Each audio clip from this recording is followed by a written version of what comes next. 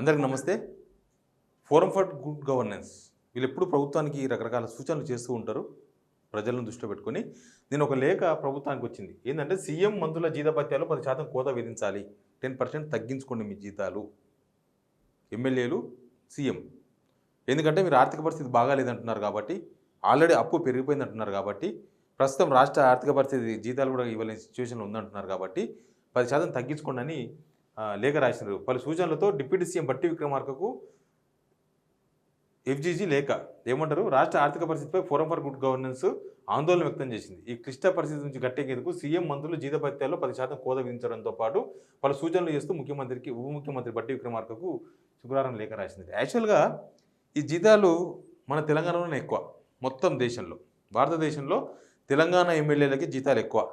ఇది కేసీఆర్ గవర్నమెంట్ ఉన్నప్పుడు అసెంబ్లీలో అమెండ్మెంట్ చేసి వాళ్ళ జీతభత్యాలంతా పెంచుకున్నారు, మనం అదంతా చూసినాం. అప్పటి నుంచి జీతాలు తెలంగాణలోనే హైయెస్ట్ అయిపోయినాయి. ఇప్పుడు ఏంది వీళ్ళ జీతాలు ఎంత, ఏ రాష్ట్రంలో ఏం జీతాలనే తెలుసా?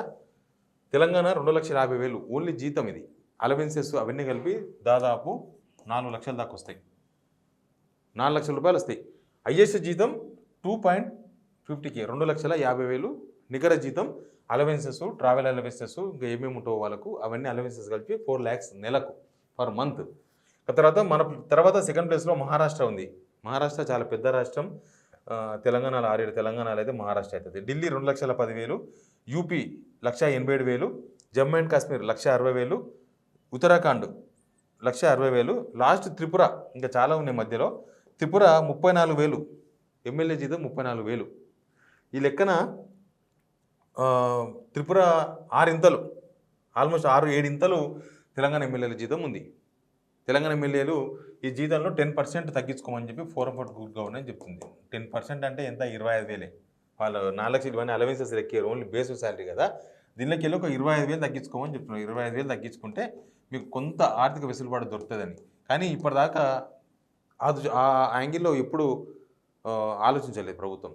అంతకుముందు కేసీఆర్ సీఎంగా ఉన్నప్పుడేమో ధనిక రాష్ట్రం, ఇది ఖచ్చితంగా మన ధనిక రాష్ట్రమే, మన దగ్గర చాలా ఇన్కమ్ సోర్సెస్ ఉన్నాయి అని చెప్పిండ్రు. తర్వాత వీళ్ళు వచ్చేమో దీన్ని మొత్తం అప్పుల రాష్ట్రంగా చూపించిండ్రు, ఇది మొత్తం దివాలా తీసిన రాష్ట్రంగా చూపించిండ్రు. ఇక దేశంలో ఇంతకన్నా దరిద్రమైన రాష్ట్రం లేదు అన్నట్టుగా ఎస్టాబ్లిష్ చేసింది తెలంగాణని. ఆ తెలంగాణ రాష్ట్రంలో మరి జీతాలు తగ్గించుకోవాలి కదా అనేది ఒక రకమైన నిజంగానే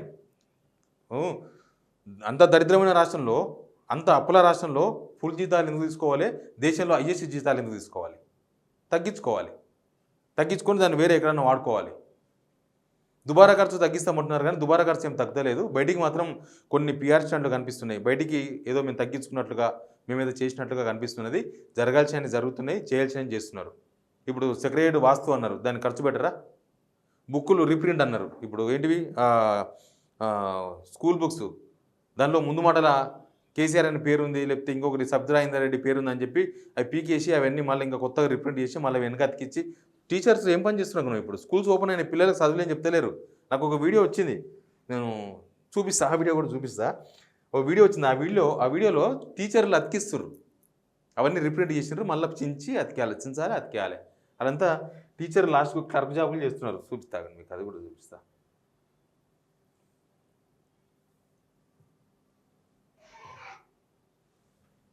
కొద్దిగా టీచర్లు స్కూల్లో ఇంకా గమ్ము పెట్టుకున్నారు, చించుతున్నారు, మళ్ళీ కొత్తవి వచ్చిన కాపీలు అవి పెట్టి అతికిపియాలి.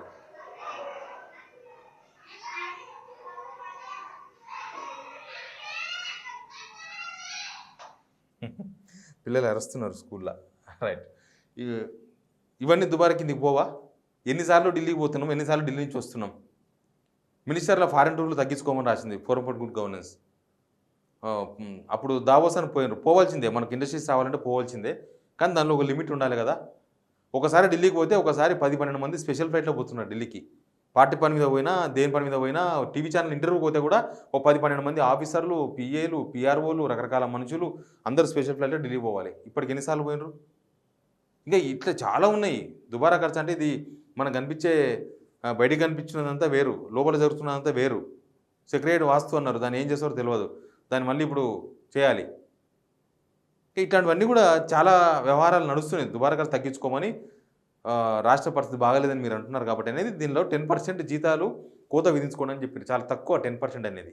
10% కోసినా కూడా ఇక్కడ ఎమ్మెల్యేల జీతం దేశంలోనే అందరికన్నా హైయెస్ట్ జీతం ఉంటుంది. చూద్దాం ప్రభుత్వం ఎలా స్పందిస్తుందో. Please subscribe signal TV.